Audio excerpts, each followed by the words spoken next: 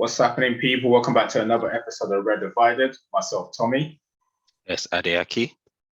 And you got myself, Ham, aka it's not even going to be a player. It's just going to be a club, Watford Football Club. I just want the listeners to know that whether you're new here, I can't remember what team it was, but they beat us home and away. And Ade has a running joke when he says, the double, the double. I just want the listeners to know that Watford Football Club, who are getting relegated, who have sacked their manager, have picked up 4 points from Manchester United this season. So, Ade, the running joke from now will be 4 points. Not one, not two, not three, but 4 points. And that is how we're getting started on this episode. Points overrated, bro. Points overrated. What, Ade, what do you keep saying? You said Ade what? Ade what? I missed it last week. Ade Aki. Yes, Adeaki. Aki? Yeah. What's that? It's Ade here. Spanish, please. Spanish. Español. So after how many years now you want to start speaking Spanish? After 3 years, the guy speaking Arabic Spanish. Aki. When I was replaying the thing last week, I'm thinking, well, Ade said something there because he said it again this week. I'm thinking, you know what, I need to ask him. What are you saying, boys? How's the week? It's been busy. Tired, man. Yeah, same. Man. I'm tired as we're talking right now. Trust me, bro. Trust me, same man.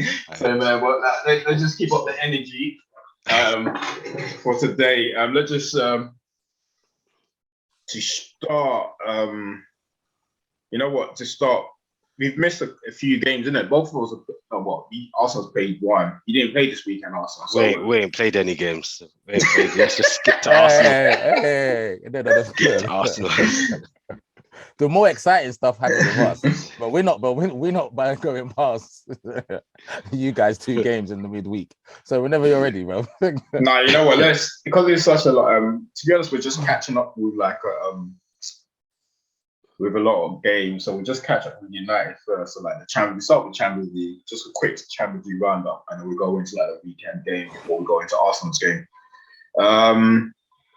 Sounds perfect to me. In terms of this Champions League, you watched the match though, right, Ali? Against Atletico. If that's what you call it, if it's called a match. But yeah, the performance was just it was horrible to watch, and it was just so horrible. And that what's that player called? Centre mid. Oh, Condombia. Yeah, Condombia. He absolutely bullied every single United player in that middle of the park. And I think this is the type of players that Pogba struggle playing against.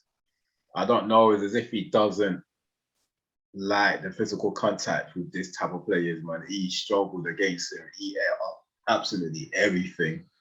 The midfield was non-existent, and it was just a poor game all round for United. So he was very fortunate to get the goal at the end, and I'm happy for Elanga.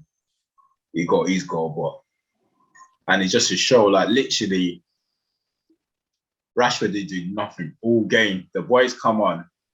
I made one good run behind Ronaldo. I just wonder what Rashford thinks of sometimes. You don't have to always come deep for the ball and just want to dribble, cut in and shoot. You got to think different from that.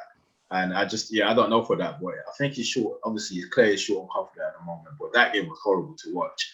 I don't know what your thoughts were, Adi, but I'll go. We start with you, bro. You saying horrible is nice.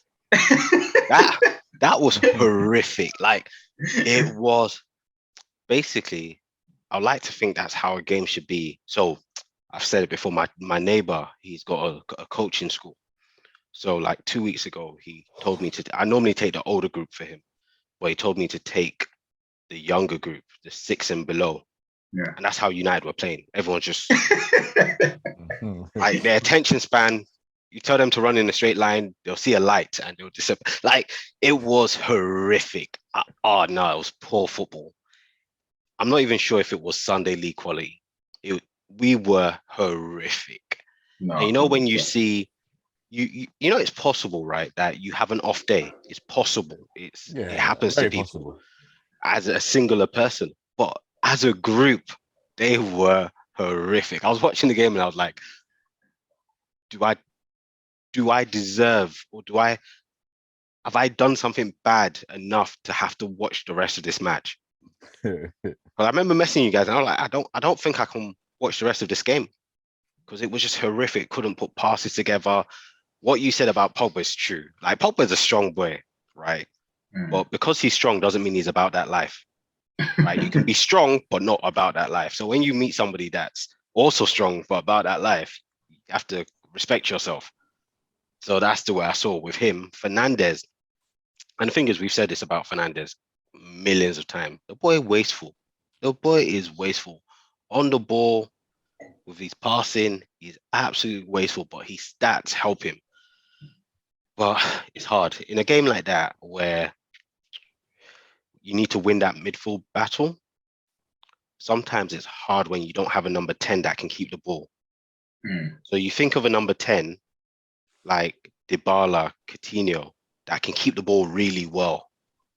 Like even if they're going to attack, they can still keep the ball really well. But Fernandez is not keeping the ball for you the way those guys do. So, in fact, that game, I don't even know. I don't even know how we scored. I don't even know why we're still a team. It's hard. It's hard. Let's just pray the second leg is better. Let's pray. Yeah, no, Yeah.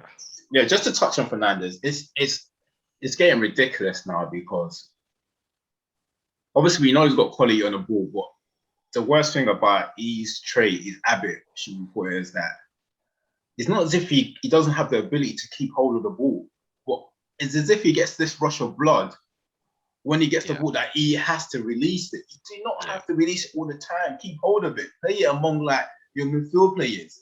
Keep hold of the ball. I don't understand why we just like defending all the time. It's as if like all we want to do is defend. Like we just don't like keeping hold of the ball. You got to protect the ball in games like this.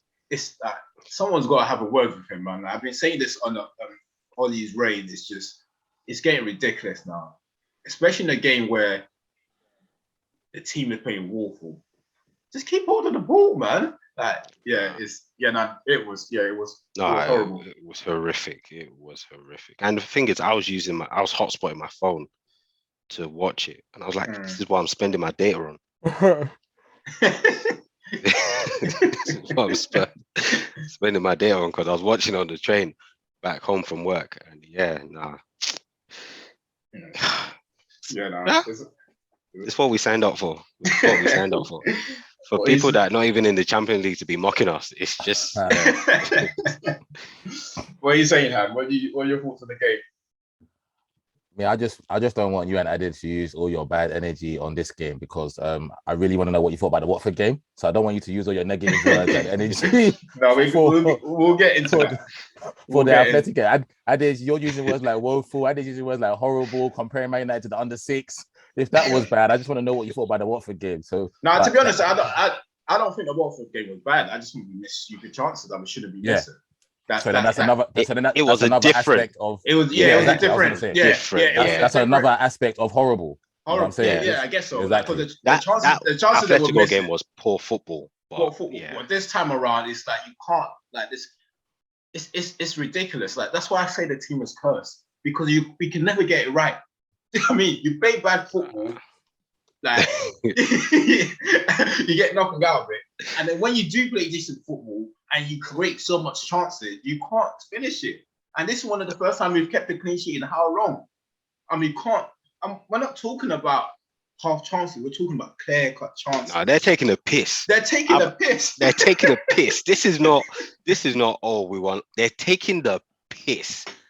That's Ronaldo on the pitch. They're taking the piss. Fernandez is putting bets on this game to miss these chances. Because how many weeks is it? How many games have we gone by and said that Fernandez is missing open goals? They're taking the Nah, piss. they're taking a piss, bro. They're Like taking the that's bro, piss. they're cursed, man. Nah. Like it's as if they're thinking, Nah. someone's put a curse on us, and we need to find that person. It's match fixing. It's match fixing. That's all we I need have to say. we need to find a person and beg them because it's. And why is it's Ronaldo ridiculous. always upset? Who's he upset at?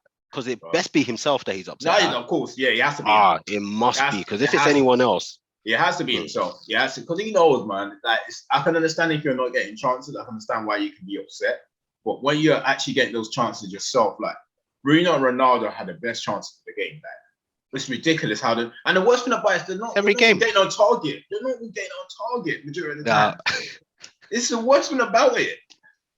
You can't be getting chances like that, not getting it on target. It's every week. But the problem is, it's every week. It's not just one game. It's every week. We say Bruno, Ronaldo, they had chances. You look back, there are at least two clear-cut chances that they should score every game. Apart from the Atletico game, because we didn't get anywhere. We weren't trying to play football. But every week, at least two chances, clear-cut that they should score, and they don't. But you're feeling bad with yourself. You're a gangster. It's a shame. It's a shame. And then these guys will now come and start mocking us because they're winning games when we should be winning 3 points. The worst thing is that, remember when our easy run came and we were like, yeah, the easy run's coming. We should be picking up all the points. That run has finished. So before Chelsea went for the Club World Cup competition, we had 3 games in hand. I think 2 or 3. And I remember looking at it and saying that, okay, if we win our games in hand, would have played the same amount of games and would be 3 points behind them. Now we're 3 points behind them and we played 2 games more. Fucking heck. So what have we been doing? Fucking heck. When you put it like that, that is fucking horrible, mate. Mate, it's just terrible. It's just terrible. But it's good though, because now we should accept that we're not making top 4. Because the problem was, they gave us enough hope to think that potentially we could, but now it's done. It's done. So at least that's good. We can move on. We can start checking tickets to Hogwarts United and go, and maybe go for a couple of those games. It's not done. It's not done. But it's done. It's done. Don't mock us. Don't mock us. Don't come onto this line and mock us. It's not done. Don't mock us. It's done. It's done. The two positives you can pick up from the last 2 games is, one, the game against Atletico is still 50-50, which it was before the game. And as poor as you lot played, it's still 1-1. And you're going back to Old Trafford with the crowd behind you. You should think you should win the game. When did the crowd start helping us? When did that make a difference? I'm saying theoretically, as bad as you guys are saying, was it probably your worst performance this season, or one of your worst performances? You've had a lot of them. So that's one of the worst. I think in terms of playing football, I think that's the worst in a number of years. It was. But it's still 1-0. It's still 1-0. And the Watford one is, you didn't lose, you got a point. You lost last time you played them 4-1. You drew 0-0. Progress. That's a result for United. That's a result. And that's a great point you made that day. That, you know, when that run came in, we all looked at it for, okay, cool. If the new manager's going to come in, this is where you should be picking up all your points, isn't it? Because that run, I mean, that run was mad. I saw you playing all the teams in the bottom half. Or so. Everyone. It was easy. Now. And your next 3 is what? The derby, Man City, Tottenham, and Liverpool. I think. Ooh. How many points do you think you're getting out of that? Out of 9, what are you taking? 2. So you think you'll get 2 draws? Tottenham and Liverpool. No, I think we'll get 1 draw, but they'll give us They'll be nice to us. So you think you'll get a draw? So you probably draw against Tottenham, is that what you're saying? Yeah, probably draw against Tottenham. Yeah. I think we might. It depends. To be honest, that Tottenham game can be 50. It can go either way, to be honest with you. We can draw the game or we can win it. But the stupid thing about United is that when you don't expect them, not saying that we'll get anything out of it, when you don't expect them to go into the Liverpool and the City game to get something, we've gone through this so many times over the years where they'll pick up sort of stupid point or like a stupid win at City. We've done it over the years, but obviously not saying that. That's what I'm saying. Do you guys think this current club is capable of doing that? Not this season. You think they're capable of getting a win away to City? I personally don't see it. Not this season. But I can see us beating Spurs at home. But in terms of like Liverpool and City, yeah, I can't see that. And Liverpool and City games are both away from home, innit? Yeah, away from home. Yeah. Away. I expect Son to discipline Maguire. So yeah, I don't expect nothing. Maguire might not even start. I mean, he started Lindelof and Varane the other day against Watford. It's true. It's true. Yeah. That's the world we're living in at the moment. Yeah, that's where we're at now, man. So it's a shame. But just a quick question. Obviously, like I agree with you, to be honest with you. I don't think we're gonna make Champions League now. But before we move on to Arsenal, just a quick one. What are your thoughts in terms of like moving forward? What do you think like the club needs to do? I think we touched on it over the last few weeks. But now, as I said, it's pretty much concluded that we're not gonna make Champions League. Just like roughly, just touch on it. What do you think the best? What do you feel is best to do moving forward? I think we file for liquidation. We just liquidate the whole club. That's the title of the episode right there. Yes. File for liquidation. Just everything should be just done. Just get rid of it. Dissolve the club. It's just not making sense. I think there's nothing we're doing that makes sense. We are taking, I don't even know, steps. I would like to say steps, but when you take a step, you tend to move in a direction. But yeah, there's no progress being made. We're still where we've always been. And the reality of it is that there are only 3 elite clubs in England. Literally, there are 3 elite clubs in England. And we are maybe not even in the next batch, the way we're moving at the moment. So somebody needs to write a plan. So, business plan, put pen to paper first before you start trying to run business. Put some pen to paper. Somebody upstairs somewhere needs to grab a barrel, big pen, with some paper, any paper, and just jot down what their plan is. Their plans for 2022, like set some realistic goals and some targets. Okay, we want to do this, play this kind of football. We want somebody that develops this or that. Just have some sort of a plan, but we just seem to just buy players, change managers without any structure. So I've got no expectation for us. As I said, I already support Man United, so I've already picked my poison, and we'll just stick to it. Cool. We might not win anything till I'm like 60. You know that, right? Yeah, no, I was with like United fans yesterday. We was actually discussing this. That we were just grateful that we've like able to witness like the glory days. Like, so that's what we were talking about. Like we actually discussed it, saying we might not see anything like remote to what we witnessed in the past ever again. Like, so yeah, we just got to be grateful that we actually saw the glory days, the 99, 2009, whatever it is. We'll move on from it. Cool. Have you got anything to touch on United before? You got any questions or anything you want to touch on? Nah, man, I'm loving it, bro. So long may it continue, bro. I mean, my stance hasn't changed, innit? We're both as shit as each other, and I've been saying this for a long time. My stance hasn't changed. I'm just happy that more and more people are jumping on board and I believe in it, and it's more United fans that I believe in it, saying, you know what, fam, we're just as shit as you lot, bro. We're the banter club, just the same with you, man. I banter club as well, bro. And that's what I've been preaching. That's what I've wanted. We're at the same level, man. So yeah, man. Cool. You know what? Before we move on to Arsenal, let's just touch on like the Champions League roundup quickly. Champions League, there wasn't much this week, to be honest with you. Apart from there's only really Chelsea and Lille. What are your thoughts on you guys on the Chelsea and Lille game? I thought Lille looked decent first half, but then without threatening. But I thought Renato Sanchez was proper good. It's a good display for him to put himself. It's always good when you're a talent that people speak about. It's well and good you perform in your league, but I think when it's the Champions League, it's and you shine there, then it puts you in the shop window. So I thought he was good. Jonathan David is one I watched closely as well. Obviously, we've been linked with him. I don't think he had his best game, but he was back there. He was up there by himself against a Chelsea back three. So I thought Lille looked decent without threatening, and Chelsea just done what they did in it. It's just too good, too strong, too big, and they're comfortable. They'll go through. Yeah, I actually enjoyed the game, and I feel Lille played their part in that as well.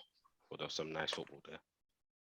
So yeah, and I agree. Yeah, pretty much the same. I think Chelsea started off the game really well, but once they scored, Lille took control of the game. But as you said, they weren't really They're too controlled, but they weren't really threatened. But I was really impressed with Sanchez myself in that game, and it's just well done to him, man, because a lot of us thought his career was done, but he's obviously gone back to the drawing board. Then look at him now.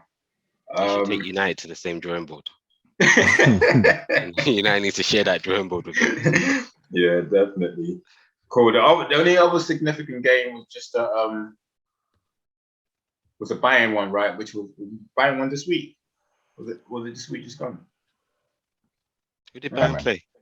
That was last. No, that was a couple of weeks ago. Yeah, that was a couple of. So what other game went on? I know it was an Ajax game, Ajax and Benfica, but then I just don't know.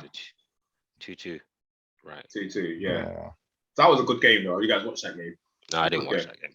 It was a very good game. I saw the highlights. Yeah, Ajax had a lot of chances. To be fair, Ajax should have won the game. So Benfica just scored. Like, I think just for me anyway, against a run and play, they didn't have as much chances with Ajax, but yeah. I'm trying to think who was. Yeah, the only other takeaway I took from the Champions League was Dusan Vlahovic scoring within like. Yeah, that's the other game. Yeah, it's the Ajax. Sorry, Juve game. Yeah, Juve. But Juve and Seville. Or was it Villarreal? Was it Seville? Villarreal. Yeah, Villarreal. Yeah. But yeah, man, he just hit the ground running. Yeah, so he touched on him. Yeah, I'm not sure if you guys are watching. How long do you feel like he doesn't have blistering pace? Yeah, he doesn't. And then it's like it's not skillful like that. I've been watching him very closely. It's just his technique and shot, like, and his movement's got to be better because I'm not like it's still a young boy, innit? He's big and strong, but I feel like he doesn't really. I don't know how long. He might prove me wrong, innit? I just don't really see him like rowing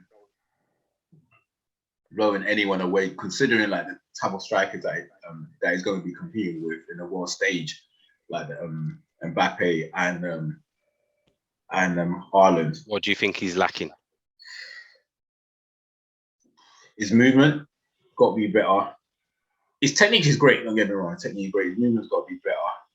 And then I just feel like, and his pace in it, obviously his pace. I just feel like with the way Juve plays, it's all right now because he's still got something in him, innit? But I feel like when he's got defenders on him, he doesn't really have like the football and brain to get rid of them sometimes or get others involved.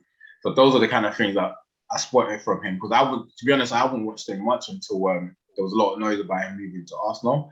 And then, but he definitely will get goals. Like, but you have to literally create that chance for him. So I suppose he'll be playing in the top Juventus team, so chances will be created for him. But there are lots of strikers historically that have been like that don't do things themselves. Guess so. Yeah, I guess. Yeah. I guess so. Yeah. Well, I'm guessing in terms of like the top strikers that we have now, they can make anything happen out of nowhere.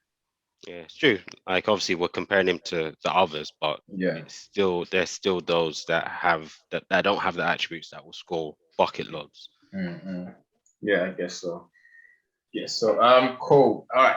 From the Champions League to your boys, you guys seem to only play once every 3 weeks nowadays. What's going on, man? Out all the cups, innit? We only play in the league. Sometimes it's better like that. It's better. No, but I'm not taking the embarrassment every other day, bro. It's pretty much a week. Cool. Obviously the Wolves game. We was talking about like whether it should start Lacazette in the last episode, and I think the title of the episode was "Drop Lacazette." Hey, Martinelli as a man. But what do we know, huh? what do we know? Obviously, Arteta decided to. Smith wasn't winning the squad at all, right? That's what I'm saying. That's what I'm saying. He was ill, so I would have loved to know what he would have done if he was fit. Okay, that's interesting actually. I mean, he wasn't in the squad at all, so obviously. So he had to go with that team. He had to go with that. Martinelli was into the squad straight away, so we're interested to see what he does in the next game actually. And then obviously, like Lacazette scored a goal, it pretty much created the last goal, right?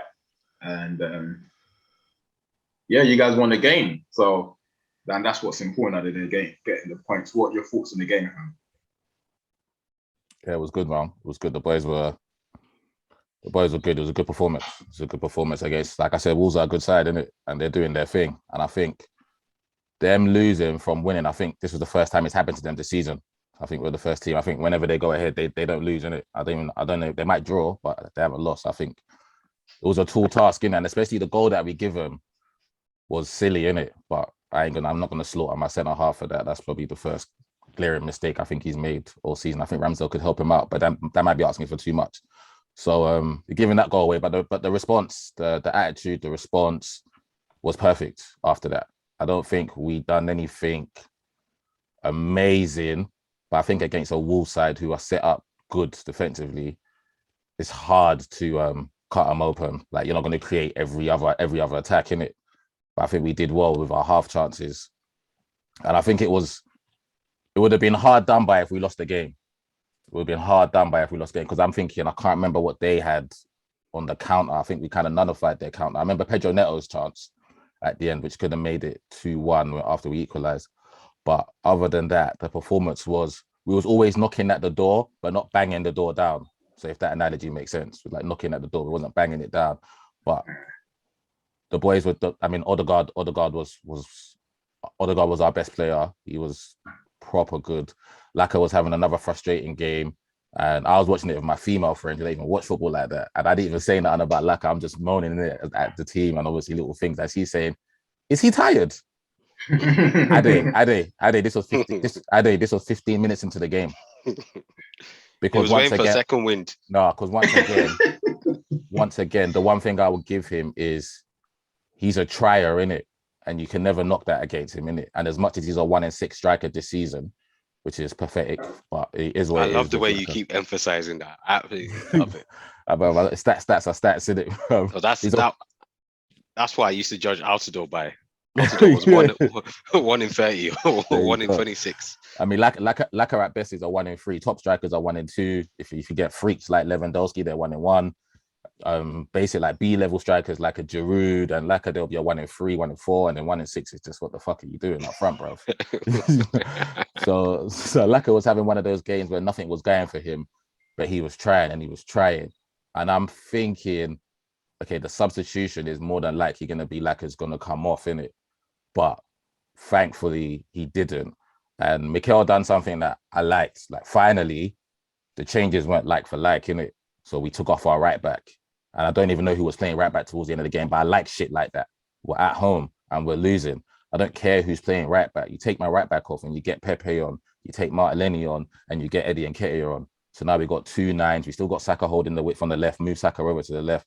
Got Pepe going out wide right. Odegaard's in the hole. So we've got 5 players going forward. We've got Partey and Saka picking up any loose balls, and then we've got whoever's back there. I didn't even know who was back there, but whoever's back there. But but I don't care. I'm going for the point. I'm a type of man, if I'm playing, let's lose 2-0 whilst we're trying to get back to 1-1, innit? Like, I don't care, innit? We're at home, innit? And we're going for top 4. So the goal's quality. Pepe's goal is sprinkled with quality. Obviously, it starts from Saka.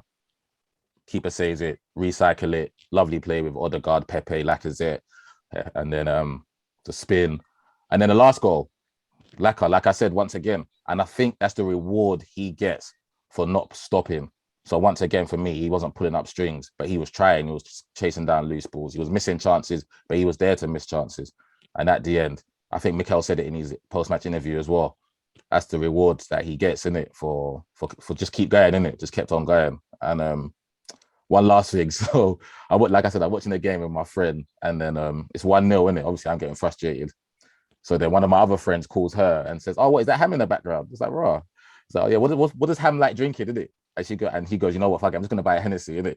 So I run to the kitchen. I was drinking like I think she had tequila. So me and her, but I just put the tequila in the kitchen, put it away. The real drink's coming now. And it's 1-0, innit? So I need brown liquor, innit? It's 1-0. I need brown liquor to get me through these last 20 minutes.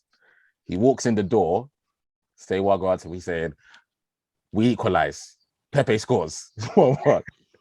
I'm like, bro, crack over the Hennessy. Thank you very much. God sent you here for a reason. God sent you here for a reason. We crack open the Hennessy, get the ice. Whilst in the middle of going to the kitchen, get the ice, put the ice in the cup, pour the Hennessy. What happens? It's 2-1. Does God not have a sense of humor? Does God not sip Hennessy every now and then?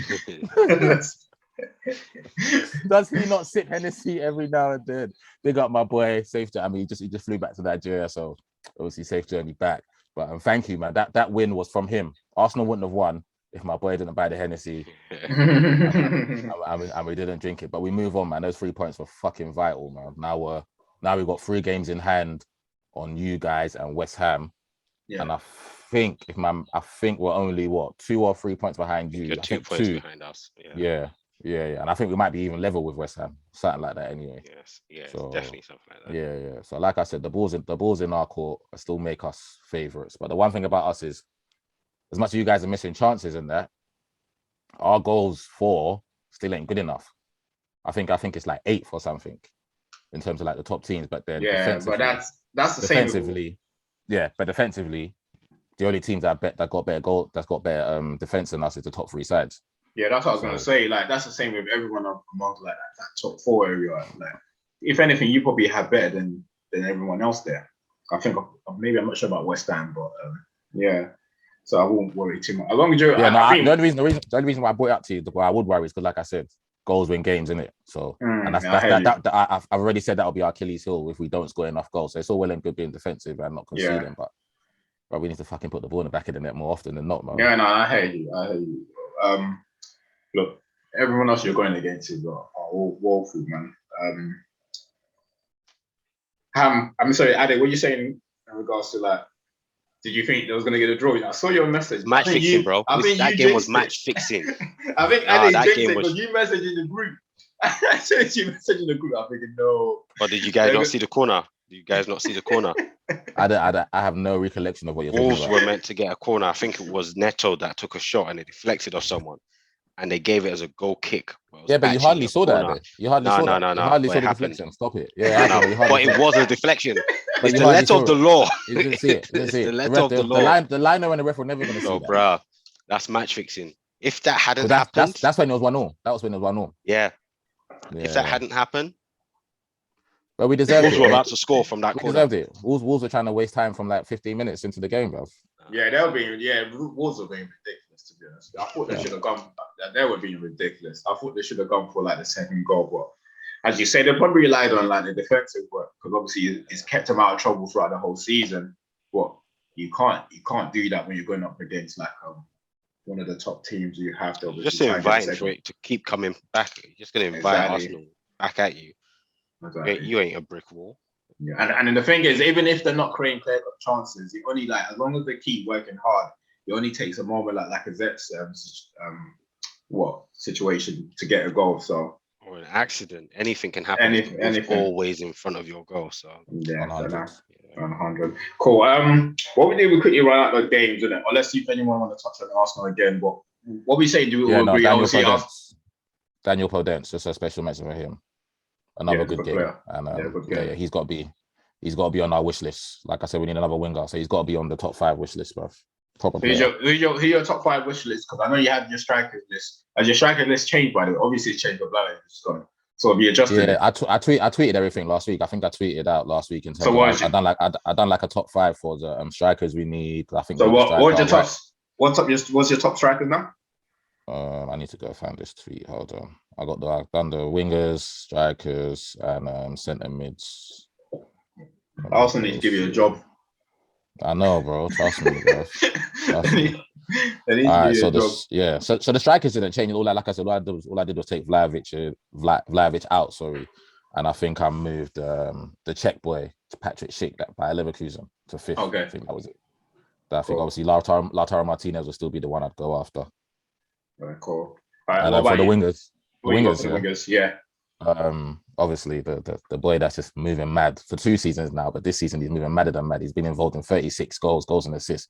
Nkuku can't be anyone other than him. He's got to be the number one target. He's got to be the number one target. Been solid. Him, Podence, obviously. I think I got Rafinha in there as well. Danjuma at Villarreal. I like him a lot. I think he's been, but I think Liverpool was sniffing around him if Diaz didn't work. So I like him a lot. And it was a toss-up between. I'm not gonna lie, I haven't seen. Obviously, I've seen more of Diaby. So I mentioned Diaby before. Obviously, because of Patrick Schick at Leverkusen, but I see a lot of Diaby. I like a lot of what he does. But it's between him. But then I don't see a lot of Anthony at Ajax. But every time I do see something or hear about him, he sounds like an exciting. He's already in the Brazilian national team. Sounds exciting. So yeah, but those anyone around those six, because we 100% need a winger and 2 strikers, or at least a winger and a striker.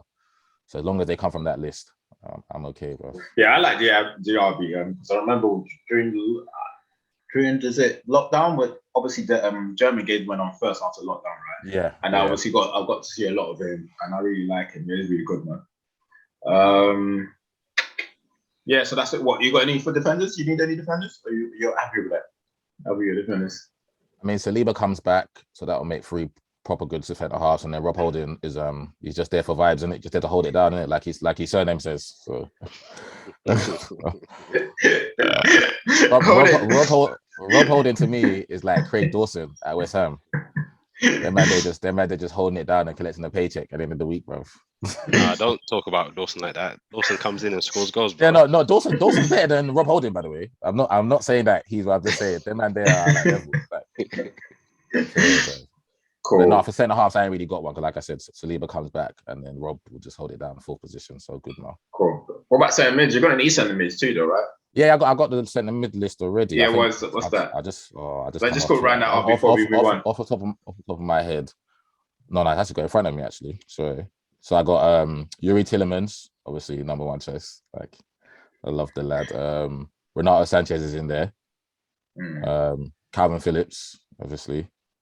Douglas Luiz for Villa. Yeah. And my son, who's doing great at Napoli. Me and Jay and I was having this conversation. Fabian Ruiz, he scored the winner 94th minute yesterday against Lazio. Cultured Spaniards, and obviously we've had Spanish players in Cesc and Santi Cazorla. Then it's about to work out, but yeah, I'd love Fabian Ruiz at us. So my midfield is a mixture of 6s and 8s. Yeah, I think you can get one of them on that list. Well, I watched the Tillemans. So I was at Leicester a week ago to watch Tillemans. Yeah. I can't lie to you guys, that boy is too good, man. Every time I watch him, he's a level above everyone that's on the same pitch as him. 100%. It's too easy for him, man. And you know what it is? It's the ball. Like, you know, when midfielders measures those passes so well.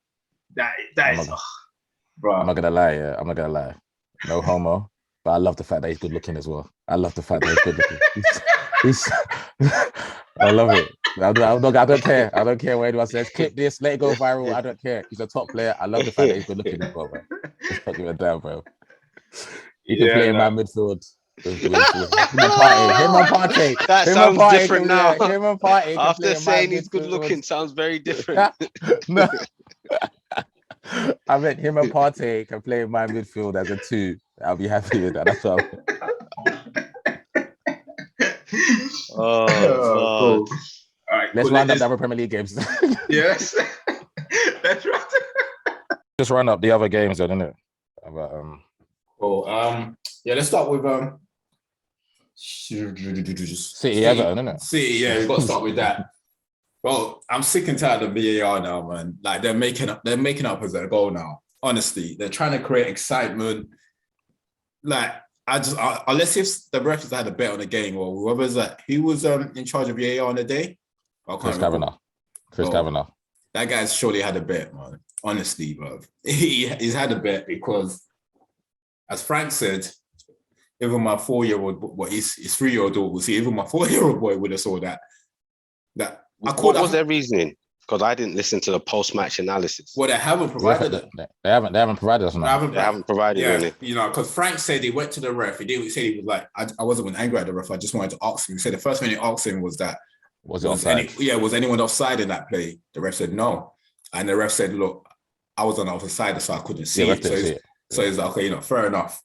So now his questioning is, who's he wants to know why VAR didn't tell him to go and watch it. It's ridiculous.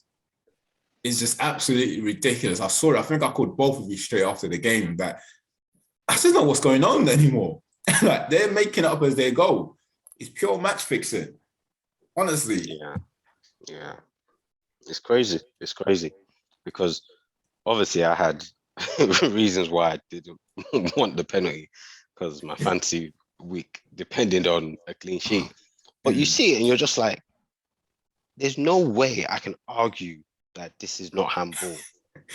Because obviously at the end of the day, when I was speaking to Tom, I said, what they're going to probably use to back themselves is that length of the sleeve argument. But even with that, it's just the handball. There's just nothing around it. But it just shows you that mafia style, old school Juve match fixing is still possible. No. Nah, there's two things. One, me personally, I have a problem with VAR in it. My whole gripe for years now has been the officials in it. So it's the incompetence of the individual. So VAR has spotted that. Listen, there's an issue here. It's the incompetence of Chris Kavanagh at Stockley Park that cannot tell what a 3-year-old can tell, that Rodri has moved his body towards the ball and it's a handball. It's just blatant. And they spoke to Pep today, and Pep was just like, well, I thought there was an offside, but if there was no offside, then it was a penalty. And everyone in the stadium and everyone in the opposition stand and the neutrals like myself who just went to watch a good game of football, it was a penalty. There's no justification. So that's one. Like I said, no problem with me, no problems with VAR. It's the human element of it that just doesn't make no fucking sense because that's not hard. And two, they have to next season, because we are severely lacking behind other sports here. And I love football more than any other sport in it. But there has to be clear communication now between what's being said at Stockley Park and the referee. And we need to be able to hear that. Whether you're watching it on Sky, BT, whatever, you need to be able to hear that. And I don't know how they'll make it in the stadium. But I'm sure they can. They do it in rugby league and rugby union where in the stadium you can hear the conversation. So that has to happen. So then at least that way, Ade, like you said, you don't watch the post-match analysis. But if this was in place, you wouldn't need to. You'd be watching a game and Chris Kavanagh's telling, I can't remember who the ref was, he's telling him, I don't think it's a pen because I'm stupid. That's why I don't think it's a pen. That's because that's the only justification he could have given. Yeah. Or I don't think it's a pen. Wink, wink with the gun. I've got a bet on this game. It's got to finish 1-1. It's got to finish 1-0. Because there's absolutely no justification, and that's always been my biggest gripe. It's the officials in this country are just on the floor, incompetent, bro, on the floor. So they have to and that's probably why they don't want to mic themselves up, because they know they're so shit. They'll just get called out for more shit. Yeah. But for us as fans, yeah, we just want clarity and transparency. I watch basketball every time something, you can hear it. You can hear the dialogue. You even hear the dialogue between the ref and the manager. And like I said, in rugby, it happens. So it has to. In football, there has to be clear. I need to know what's being said between Stockley Park and the ref, because that's just stupid. You probably had a girl there.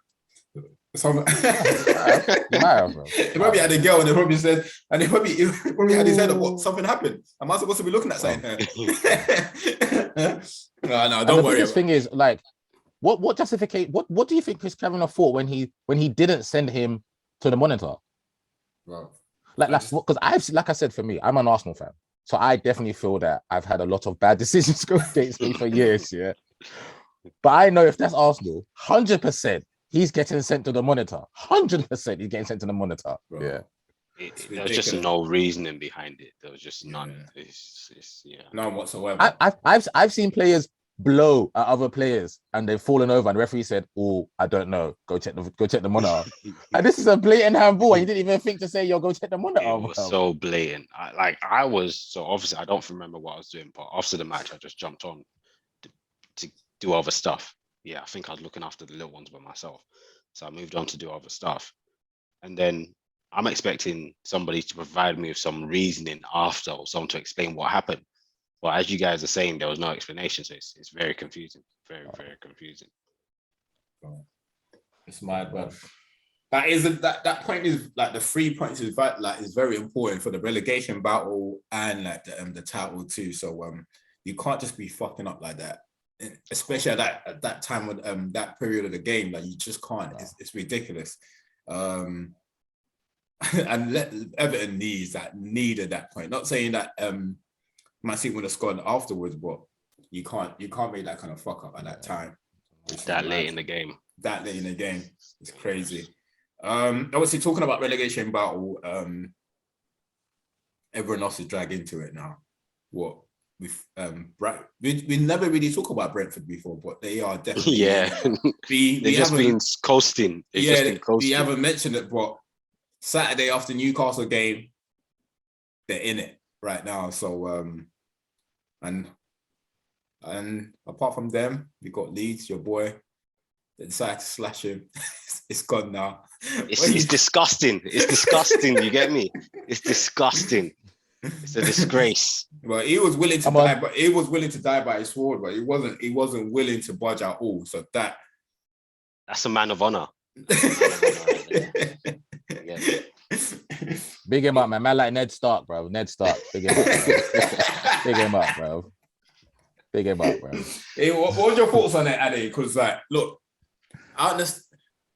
All right, fair enough. If you have like your full squad and you have like a way of playing and you're not willing to budge, but when you're constantly getting injuries throughout the whole season and the players that you actually want to use are not available to you, do you not think it's about time you start changing up how you play? Why? Because you get sacked. No. You get relegated. Why? Because you get sacked and get relegated. That's why. Would you tell City to change the way they play? City is different. They've got quality players. Why are they different? They've got quality players. So do Leeds. All their quality players are injured. No. The quality players are injured. He's steadfast in his decisions. Can't be wishy-washy. Why would he be wishy-washy? You've got a plan, stick to it. If they get relegated, it'll be because of that plan. Nah. You know, if they get relegated, it's because they sacked him. If they had left him, it'll be a combination of both. It'll be a combination of both. They would have picked up enough points if he had stayed. Like, I'm not saying they would have done great, but they would have picked. Like, Leeds are a team that are sufficient enough to win against competent teams. Bro, you're forgetting that they just battered West Ham the other day. Yeah, you get me. Yeah, so they've got enough. Like, give him to the end of season, then take stock. Even if you decide to get rid of him end of season, it just allow you to think objectively that, okay, what's the plan? Is it working? Is it the lack of players? Should we get more players? Because in all honesty, they haven't really improved their squad. The players that they've bought, you would have thought Rodrigo was going to be an improvement, but he obviously, he does. He hasn't really fit into the system. Daniel James has been okay. Yeah, he's been okay. Lorente, they bought him, but he's been injured 80% of the time. So I'm not sure they've improved enough to build on their promotion to the Premier League. So what we saw last season was the football. It's the football that got them to where they were, not necessarily the additional personnel. But ultimately, I didn't want him to go. But then that's my point exactly. Okay, the football great, but then they was able to play this football with the players that they had last season, the good players that had. When those top players are injured, what is left? Bro, they're not going anywhere. They're not going to win the league. Let him play his football until next season. They're not going to get relegated. Obviously, they're not willing to risk relegation. No, 100%. At the end of the day, they weren't going to get relegated. There are 3 shitter teams. There are 3 shitter teams. But I agree with you. Yeah, definitely. They've got the ability. But the problem is, and where I just put my hands up, is you can't go through the month you've just gone through and stay in a job. For me I was straight up and said, Dean Smith, I understand you've got that rapport and you've done this and that for Villa, but you've lost 5 games in a row. There's no way you can stay in this job. So if I can say that for him, fair enough. Leeds have conceded 60 goals this season. It's not good enough. So I understand why they did it, but I'd have loved to have seen him stay. He's creative, bro. We need creative football. We need creative football in the Premier League. It's just a shame. It's a shame. It's great having a creative football in the Premier League, but if it's at the detriment of a club, they don't.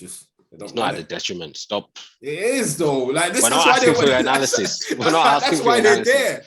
This is my analysis. We didn't ask for your parts. We didn't ask for your parts. Nah, but as I said, I like him too. But look, it's just he's not willing to adjust. Fair enough. He's willing to die by his sword. And you're going to retire though. He's going to retire and chill. Yeah, I'll come and meet him in Argentina. We can gist. We can have some conversations. What are your thoughts on the sacking, Ham? I hope they get relegated now, for sacking him. Yeah, I hope they get relegated now because what he's done for Leeds United is unprecedented. He's done a fucking great job. Leeds United back in the Premiership. It's a fucking great job, bro. How many people have gone there and tried and stunk up the joint? And he's like he said, he's been creative, he's been innovative. We, as a neutral, we love watching Leeds play. And I deploy any manager to have your captain, your centre half, Liam Cooper, at the side, to then have your England international centre mid, Calvin Phillips, out the side, to then have your top goal scorer who's knocking on the door of the England team, Patrick Bamford, out the side. So I rip your spine out and I say, right, go on, mate.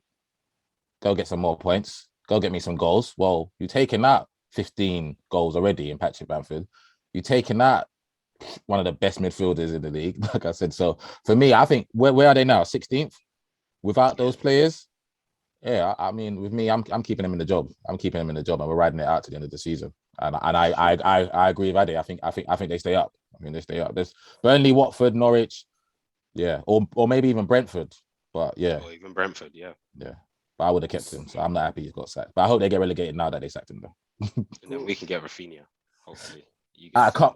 No. We'll take Rafinha and Phillips. You guys can have Patrick Bamford. Rafinha's not on your list, Ham, though. It's not your list. I said it. No, I said He Rafinha. did. He did. Well, I'm shopping. So I've taken Sarr from Watford and Rafinha from Leeds. No, I'm addressing your problems. You need goals, right? So I'll give you Patrick Bamford. No. I'm taking Sarr and Rafinha. I'm doing shopping lists. You don't need more wingers. You got Elanga, you got Rashford, you got Sancho, you got enough wingers, bro. That's what we thought before all of them started getting arrested. So I would like more, please. All right, cool. Any other Premier League games? Any key ones that we missed out on quickly? No, just big up. Chris is gonna message again saying I'm bigging up Tottenham.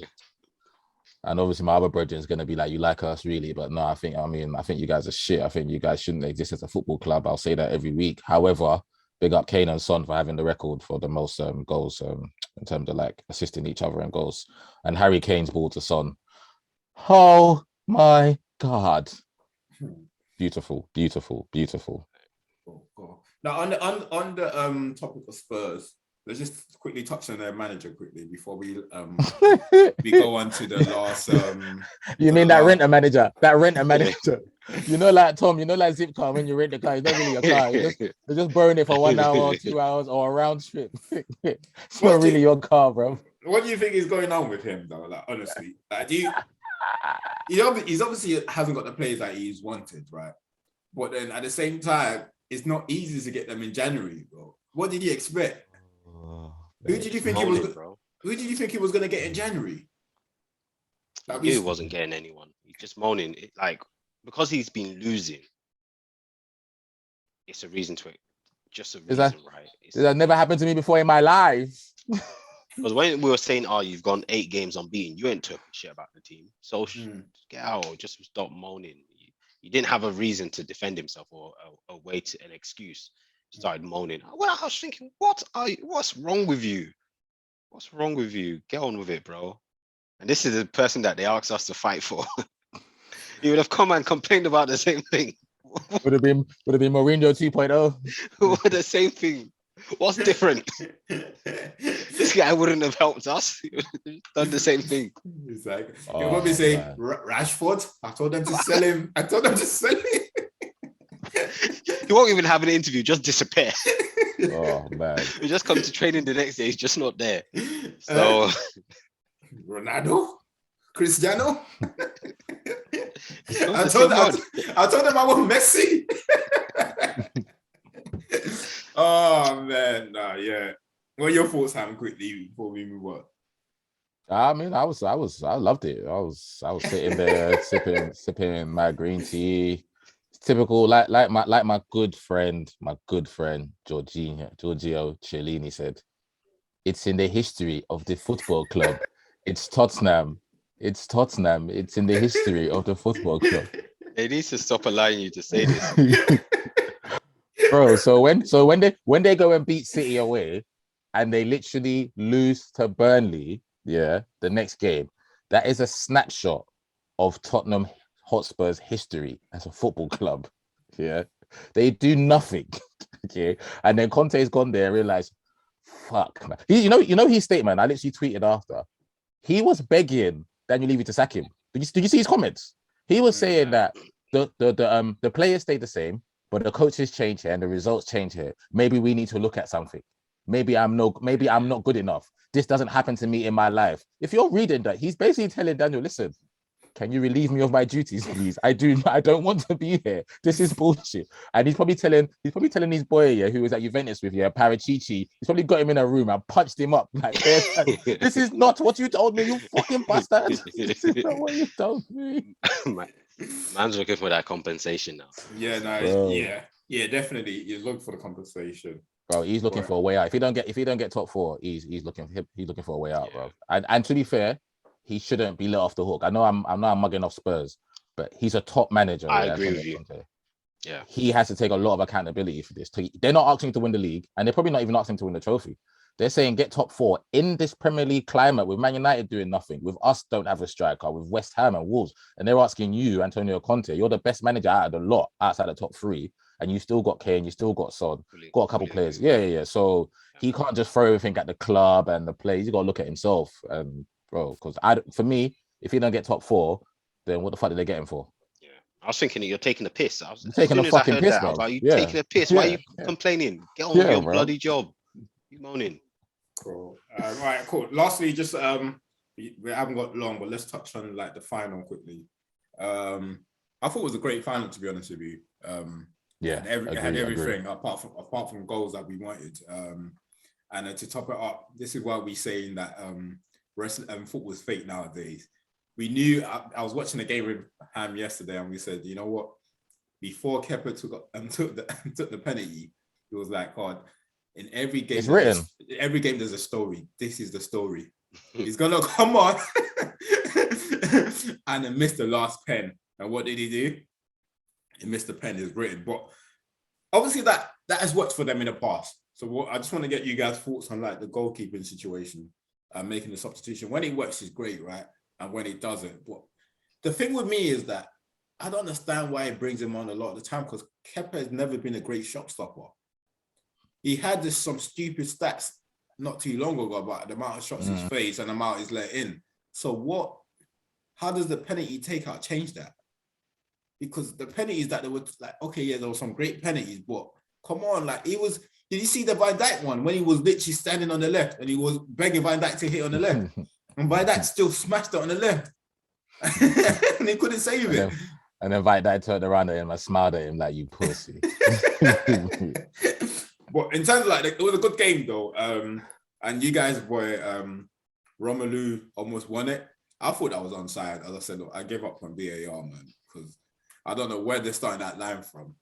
I thought that was onside. And Chelsea I thought it was onside. Chelsea scored like 3-4 goals that were disallowed. Right. So many. Like they were destined to lose that final because you can't have that much chances and score that much goals. Mason Mount. Mount's battery was off that day because boy, the amount of chances that fell to him was ridiculous. They were laying it on a plate for him. Yes. Ridiculous. Like they have themselves to blame because Chelsea could have run out that game so many times. So yeah, they've got to blame. I thought they were the better side. I agree. And they had the better chances. Very entertaining game. Very entertaining. Yeah, very entertaining. I love it. It's obviously it finished despite it finishing 0-0. Well, it made the entertainment anyway because it went to penalties. All 10 outfit players scored their goals, and all I was saying is saying yesterday was that all you have to do is get it on target. These keepers are not willing to save anything. They're not willing to save anything. Just get it on target. Only takes one idiot to hit it over the bar, and obviously it's Kepa. It's part of the storyline, man. Yeah, it's part of the storyline. So I think Liverpool has just now leveled the amount of trophies in the English league 6-6. United's got 6-6. They've got 6-6. They're probably going to go ahead and break that eventually soon. To be honest, you say probably. I know, but I say there's no probably about that. They're buying me on 96 by the time we get to 67. Yeah, they're gonna go ahead and rate that. Facts. Anything on the game before we round up? No, it was a good game. I mean, on the point that you made about the goalkeepers, like, I'm not doing that. Whether it's worked in the past or not, I'm not taking Mendy for me. Mendy for me is different class, isn't it? And he was having a different class game as well. The double save from Keita's shot and Mane's shot, that's a fucking madness. So I'm not taking off my goalkeeper who just come off winning a penalty shootout at the African Nations, and then he's having a blinder here to bring on Pansy Kepa that I paid 70-something million for, and he's now my backup goalkeeper, and I'm counting on him to come and win a major trophy for me. I mean, yes, it might have worked for them in the past, but this is my opinion. I'm not taking Mendy off. And I believe if I keep Mendy in goal, he's going to save one of those 10 penalties that was at him, or one of the 11 penalties, sorry. I trust him. But obviously, like I said, Tuchel said they do it in training, they look at it, and he's got a better record, and Mendy knows the deal, so everyone's happy. But hey, it didn't work, innit? Yeah, because it's an interesting one, because I remember listening to the commentators after, and one of them was like, "Oh, you've got one of the best goalkeepers in the world. Why would you take him off?" But then I sort of argued with that.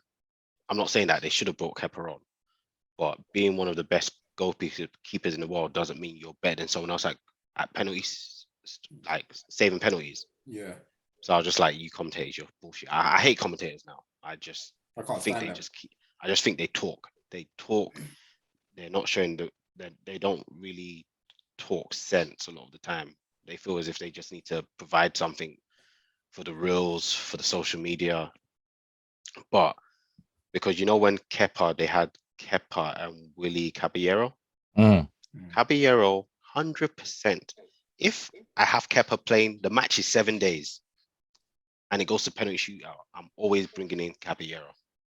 There's certain keepers that have shown time and time again that they are penalty savers. Caballero, Tim Krul, they've shown us. Kepa, I haven't seen it before. I just don't know where it comes from. But I'm assuming that he's shown something. He's shown, because they've done it before, innit? And it's worked. Yeah. So maybe he's shown something on a regular basis. But yeah, it's an interesting one. But I only do it if it's clear that you are a better penalty saver. Not just that you saved 2 or 1 more than this other person. You have to show that you're significantly levels above. So it's an interesting call. But yeah, Kepa should find a new club. I can see him at Norwich next season. Norwich, Watford. I can see it. Cool. It depends on how long his contract, how many years he has left, because I don't think anyone's willing to pay his wage. He must be 100 and something. No one's paying 100 and something. Oh yeah, no, he ain't getting those wages anymore. But big up Liverpool though, man. Big up Liverpool. They got the win. They put all their 11 penalties away. So big them up. Good momentum, taking them onto the Champions League and the league. I think they're still in the FA Cup as well, isn't it? Definitely. So yeah. So they're still in everything, man. Big up. So yeah, man. Cool. So anything else, like at the beginning of the podcast, I forgot to ask people to please subscribe, share, and like. So please, can you do that? We need to get our subscribers up, man. It's quite poor, but we could. Oh shit! I need to subscribe as well.